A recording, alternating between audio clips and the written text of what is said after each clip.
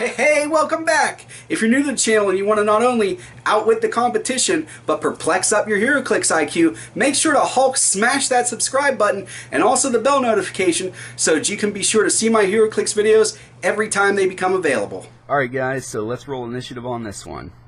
So we're going to go ahead and take a look at two figures that were previewed today at comicbooks.com. Well, actually they were previewed yesterday. I'm doing my review of them today. So let's go ahead and take a look at them. They are number 009 and 012 in the set, Heimdall and Valkyrie. Let's go ahead and take a look at Heimdall first. He is 100 points, has a trait and a special. It says his trait is sounding the call of Gladderhorn, I think is how you say that. And it says power, once per game, remove an action token from all friendly characters within 6 squares with the Asgardian keyword. This is killer. This is like super leadership. I really like this a lot, and I think just because of this trait, I'm going to try to get this figure and see what I can do with him. And his special on his damage, which he has on clicks 1 and 2 and 5 and 6 on his 6-click dial, states eyes on Asgard. It says probability control. Opposing characters within 4 squares in line of fire can't use probability control. So that's pretty good. He's denying a use of probability control, which is, in my opinion, one of the more powerful powers in the game. So that's pretty cool. I'd like to really try pairing this guy up with the Beta Ray Bill Chase from the Mighty Thor, just because of his trait, or his special, where characters outside of 4 squares can't target. So if you're outside of 4 squares and you can't target, and then you get within 4 squares finally, and then it's like, oh well, you can't use probability control. Plus he's going to be able to take tokens off Bill the whole time. I'd just like to see how it works. I don't think it's going to be meta or anything, but I think it'd be fun.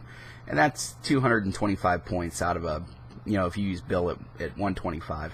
That's 225 points out of a 300 point build, so I don't think it's going to be too competitive.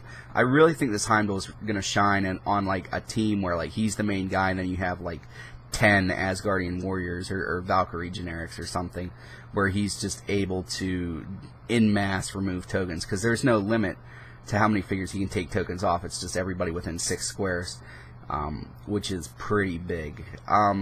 His stats overall aren't impressive. It's his trait and his special that I think are really setting this guy up. Although 18 defenses are pretty good, but for 100 points I would fully expect that. So overall, okay, not great. I'm still probably going to try to get one of these though.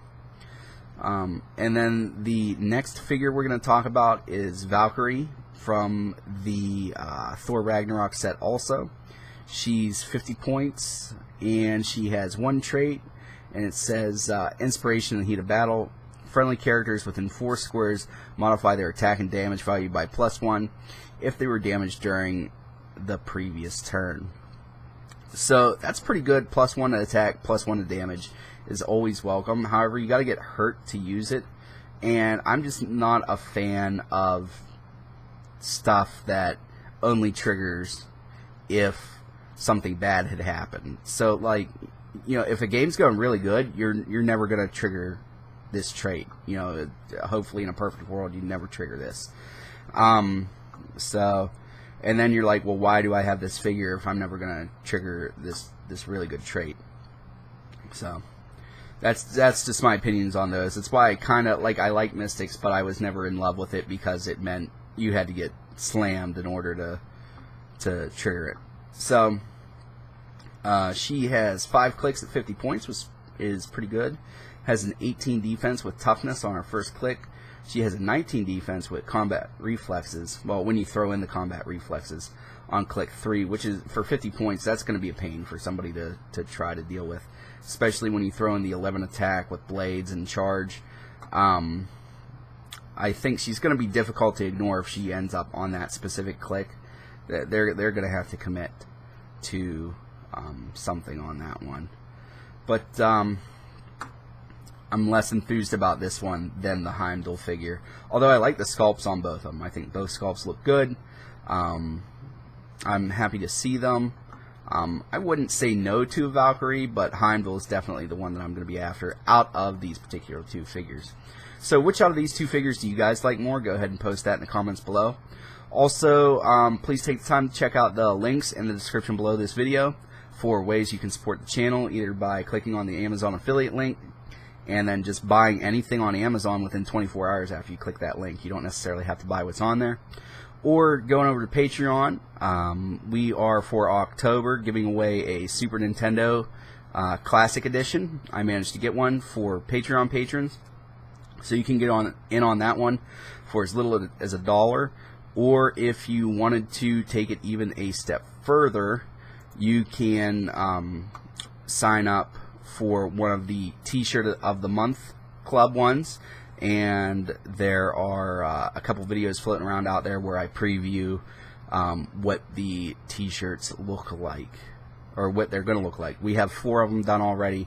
Actually, we have ideas. I think we have like a year and a half worth done already. But I don't want to give away everything that you guys are getting. I want it to be a little bit of a surprise.